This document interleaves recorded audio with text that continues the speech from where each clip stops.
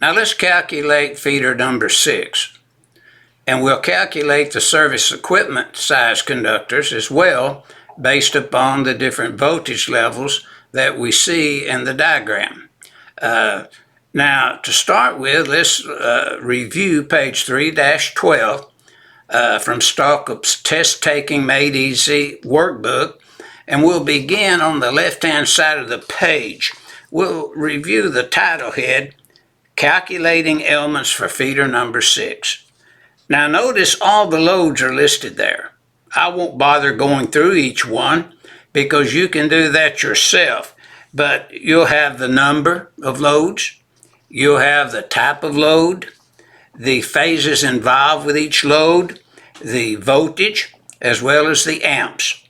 So we'll just move down to item number 1, and we would have a question, what is the total load for feeder number 6?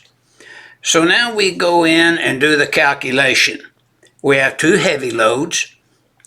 We have 7 large motors. We have 1 distribution panel. We have a motor control center with 5 motors. And we have the largest motor. Now for each one of these loads, we determine what the ampacity or full load amps of each motor would be, and we drop down and come up with a total of 405 amps when the math is done.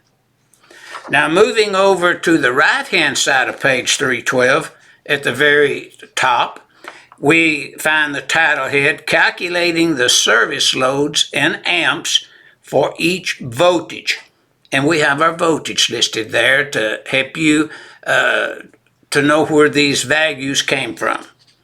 Now we have feeder number 1 that was calculated at 684.65 amp. We have feeder number 2 that was calculated at 27.875 amps. We have the feeder number 3 that was calculated at 387.005 amp. We have feeder number 4 that was calculated at 15 amp. We have feeder number 5 that was calculated at 588.1 amps. And then, of course, feeder 6 that we just calculated was 405 amp. Now, when we total all those feeders, we come up with a total of 2,107.63 amp.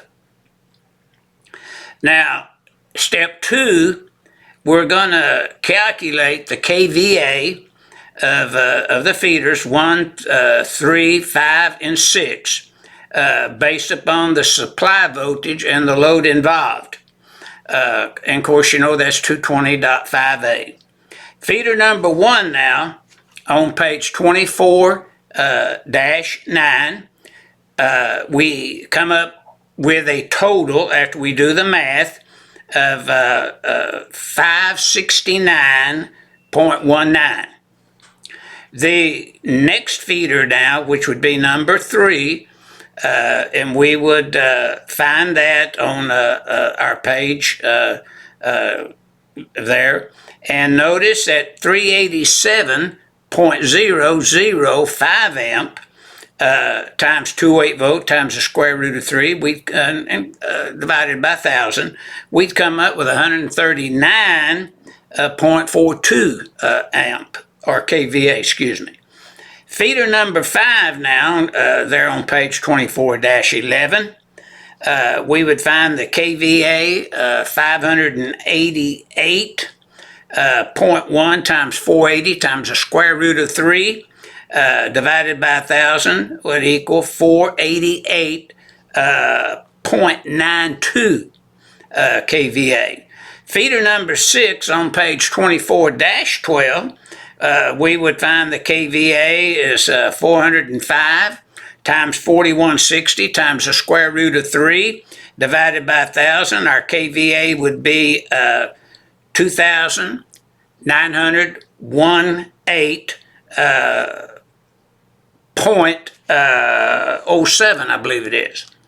So that would be the KVA. Now, step 2 is just simply calculating the KVA. And I'm kind of reading this from our page 3-12, and it's a little hard to see it.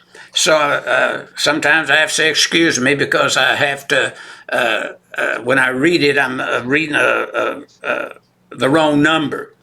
Now, step 3, we take and calculate and add all that KVA together to convert it over into amps.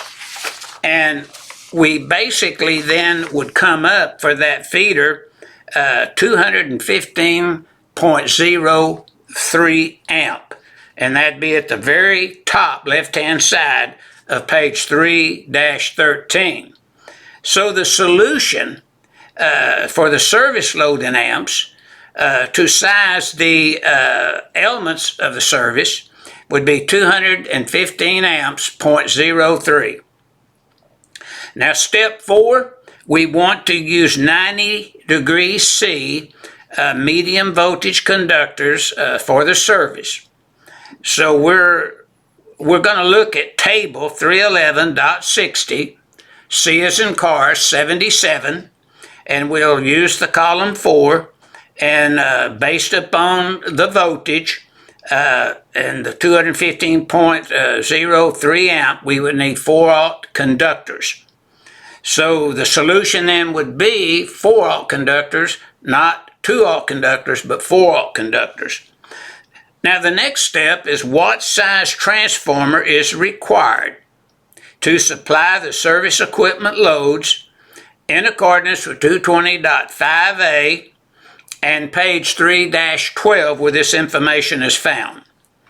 We would pick up the step 1, take the 215.03 amp times 13,800 times the square root of 3, and we would come up with a KVA rating of 5,139.56 amp. Step 2, then we would need a transformer if we're using Acme or GE or Square D, whatever transformer that you selected, the manufacturer type. The solution then would be that this transformer at 13,800 volts would have to be capable of handling 5,139.56 kVA. Now, to determine what the full load current rating of that transformer would be based upon the calculated load, you see after the math is done, it's 215.3 amp. But in the next title head, the question is, what is the available short circuit current at the terminal, say, of the transformer at 2%? So you would take the 215.03 amp divided by 2%, and the short circuit current at the terminals of the transformer would be 10,752 amps. So this would calculate the feeder number 6 and the service conductors. When I say service conductors, the load to size of service entrance conductor, and which table in Article 311 now would be used to size these conductors based upon the voltage. So this is more industrial related calculations where the equipment is unknown. And when I say unknown, it's non-type, it's not a listed occupancy, but a non-listed occupancy. So keep that in mind, and we know that 220.14 A through M would be the section that we would use when we're dealing with unlisted occupancies. I hope this information will help you as we go through chapters 1 through 4 so that you get a good feel for what might be on a test that would be administered by a testing agency.